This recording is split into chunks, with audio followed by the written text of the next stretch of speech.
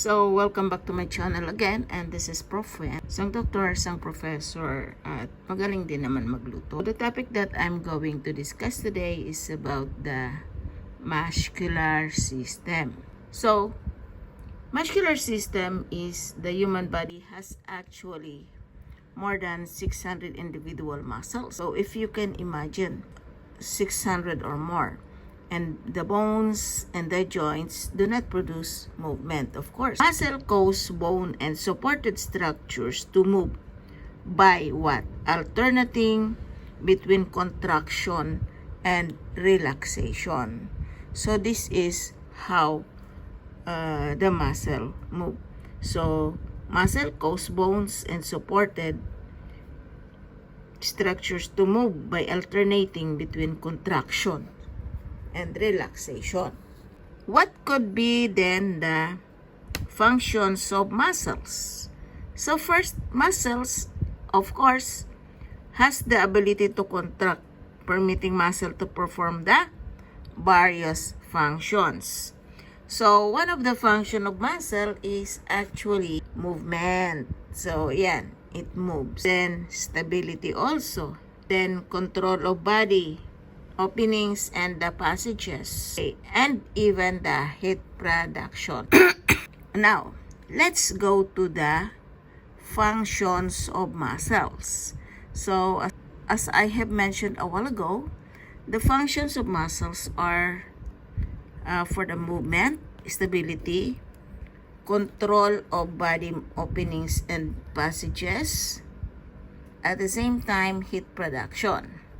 So, for the movement, isn't it that you try to imagine the skeletal muscles attached to bone by tendons? So it cross joints. So when they contract bones, they attach to move.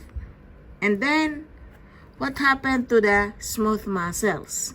Si smooth muscles naman, we can found it on organ walls.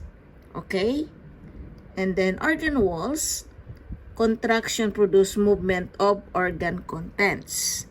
So an example for this is si cardiac naman. Si cardiac, kasi you have skeletal muscles, smooth muscles, and cardiac muscles.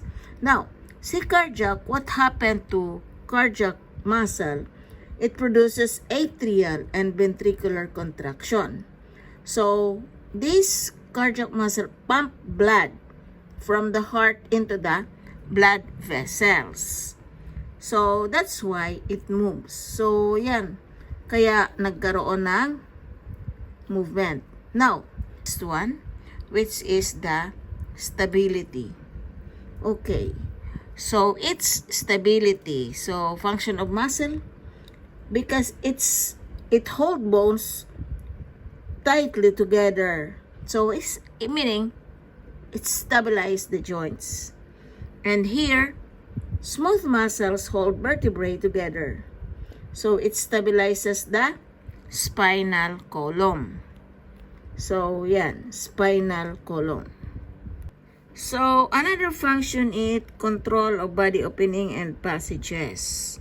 So if you take a look in the sphincters, so these valve-like structures form the muscles, and it controls the movement of the substance in and out passages. So an example for this, we have the urethral sphincter. Urethral sphincter, actually the function is prevents or allow urination. That's why it controls body opening and passages. What happened to the heat as one of the function of muscles? Okay. Heat is released with muscle contraction. So, meaning it helps the body maintain a normal temperature. So, okay. And moving your body can make you warmer if you are cold. So, if you are very cold and you have to move, it will make you warm. Let's try to know the function of the muscular tissue. Okay? Okay. the muscles are excitable or irritable, and they have the ability to respond to a stimulus. So unlike nerve, however, muscles are also, contractible. So meaning, they can shorten and length. Extensible. So meaning, they can extend or stretch. So, and even elastic. They can return to their original shape. So that's the function of muscular tissue. These are the 3 types of muscular tissue. So, you have the skeletal muscle, you have the cardiac muscle, and even you have the visceral smooth muscle. You need to know the types of muscle tissue. Okay, so you have the location, function, you have the appearance, mode of control. So for the skeletal, so the location is attached to bone and skin of the face. The function of the skeletal, it produces body movement, facial expression, head posture, and appearance, as you can see in the picture, is striated. Of course, multinucleated, eccentric, and fiber parallels. The mode of control of the skeletal muscle is voluntary. So voluntary, you can control it. Whereas in cardiac muscle, from the word cardiac, so you know that it's in the heart. The location is in the heart, and the function to pump blood continuously.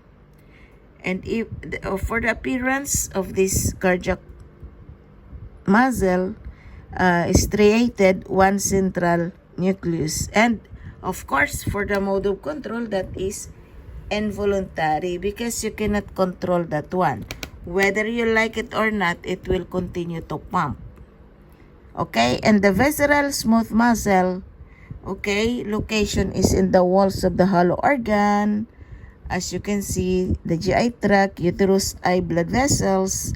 So the functions of this smooth muscle, you have the moves content through organs, vasoconstriction, peristalsis, blood pressure, pupil size, erect hairs, and even the appearance, no striation, one central nucleus, and that is also involuntary.